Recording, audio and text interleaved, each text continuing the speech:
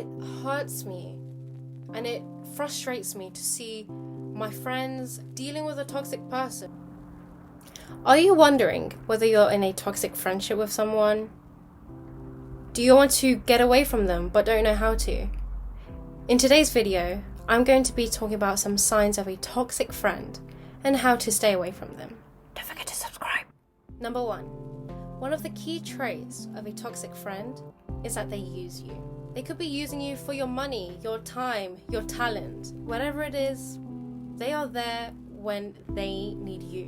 But when you need them, they're not there. And even if they are, they're not emotionally there. They don't really care. They might change the subject or turn the conversation onto themselves. But a good friend would want to listen, would want to help and empathize. And they're not doing that because you have something that they could take advantage of. Number 2, they're not trustworthy.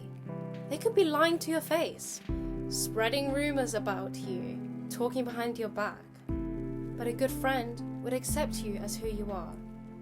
They would keep your information secret.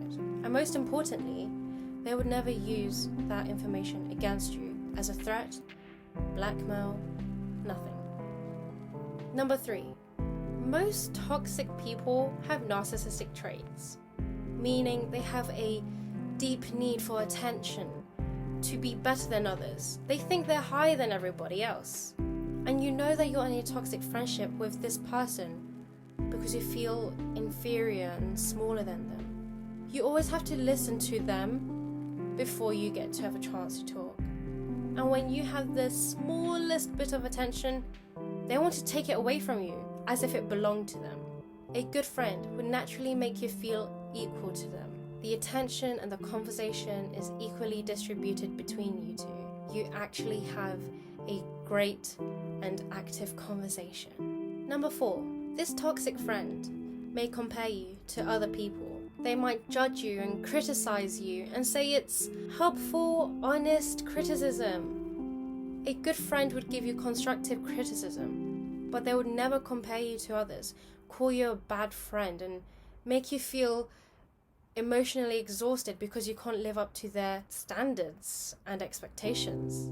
Number 5, this person is most likely emotionally immature. Whether that is starting a bunch of petty arguments, destroying your friendships and relationships with other people, making fun of you, mocking you, or feeling jealous when things are going well for you. This person may go as far as victimizing themselves when they are clearly in the wrong to make you feel bad. A good friend would never do that. Any friend, a true friend, would not do that. They will never make fun of you because, like I said, a great friend would accept you as who you are. And if they do something wrong, they are able to apologize with guilt and with no pride. A good friend wouldn't want to destroy your friendships with other people. They don't want you to feel lonely when they are not there. They really do want you to have good times with other people. So those are some traits of a toxic person. Now, how do you get away from them? Firstly, learn how to say no. Don't feel bad saying no. You should never apologize for saying no when it is your choice. Whether that is making white lies and excuses to get away from this person, to reject this person, it's okay. I mean, do what makes you happy. Whether that is saying, oh, sorry, the money's for my sister, I'm buying her a present, or no, I'm doing something with my mum tomorrow night, I can't really hang out with you, sorry, or anything else. If they persist, just say no. You are not their carer, their sugar mummy or sugar daddy, but it doesn't mean that you don't show care to them. Understand that it is your choice and that is your final answer.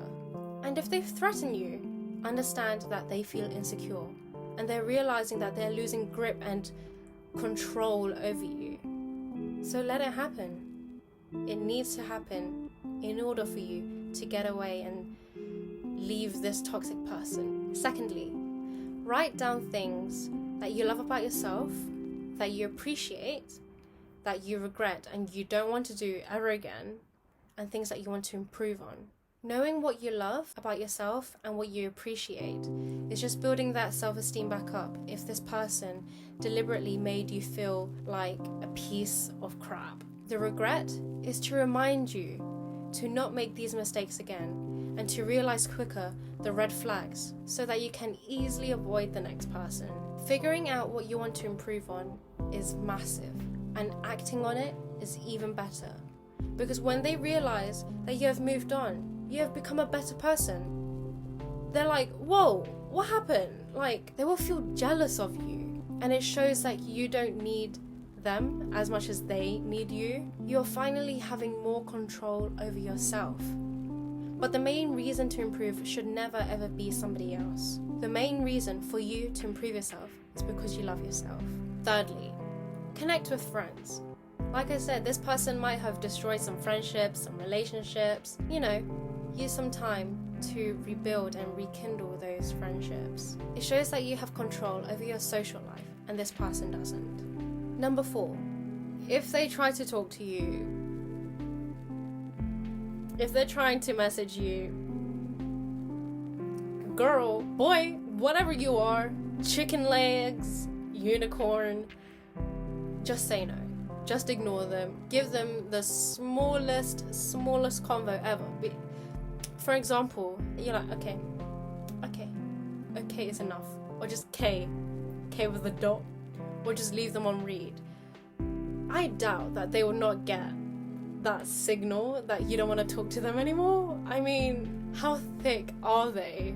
Show that you're actively not interested and ignore them. And if you felt very uncomfortable doing that, that's completely fine. Next time, try to involve yourself with a bunch of people so that they find it harder to come and confront you, to come to talk to you.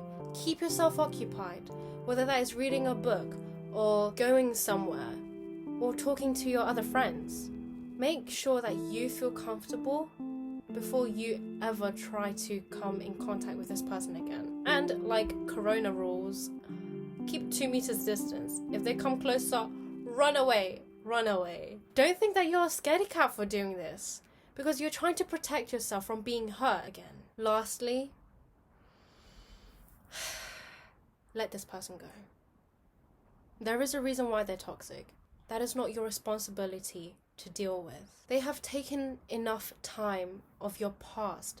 They've taken so much space in your mind. Why let them live in your mind even more? Rent free. Just let them go. It's going to be hard. You need to intentionally forgive, or at least intentionally forget. Think about yourself in 5 years' time. You're not going to give a heck about them, okay?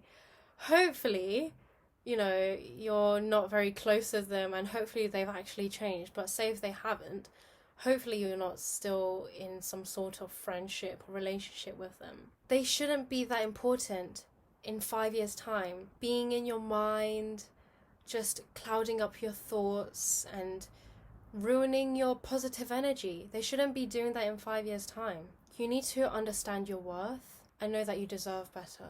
It hurts me and it frustrates me to see my friends and people around me, everybody around the world, going through this process of dealing with a toxic person but not knowing how to do it correctly because they just want to put them down softly.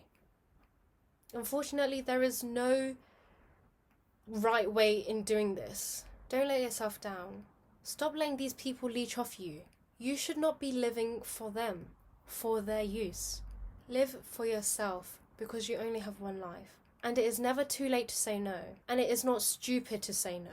Trust me, you're going to be 50 years old one day, and you would still have toxic people around you, whether that is your colleagues, whatever. You always have a chance to start again, to find new friends, to leave this person. These people, they enjoy destroying other people's happiness. They will never realize that real happiness comes from relationships, and not from the attention that they get, and not from their status. Real happiness comes from relationships. So, what are you gonna do now? Subscribe, duh.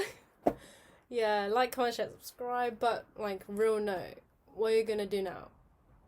What are you gonna do now?